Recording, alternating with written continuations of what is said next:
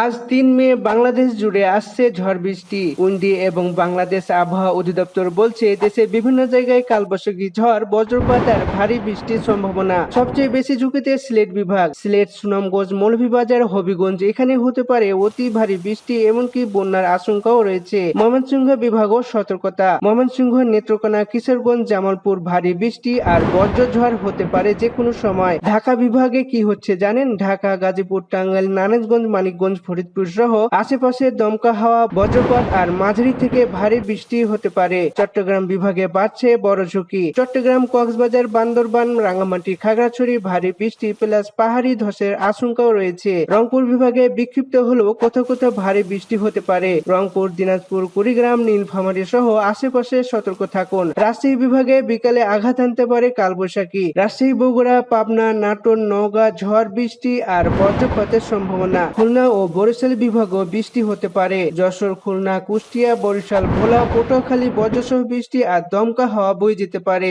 বিশেষ সতর্কতা, বজ্রপাত থেকে সাবধান। বিকেল থেকে রাতের মধ্যে ঝড় হওয়ার সম্ভাবনা সবচেয়ে বেশি। নিচু এলাকায় জলবদ্ধতার আশঙ্কা রয়েছে। পাহাড়ি এলাকায় ভূমিধস হতে পারে। তাপপ্রবাহ কমলেও রাজশাহী ও খুলনায় হালকা গরম থাকতে পারে। আপনার জেলা কি এই তালিকায় আছে? কমেন্টে লিখুন। সঠিক আবহাওয়ার খবর পেতে এখনই ফলো করুন।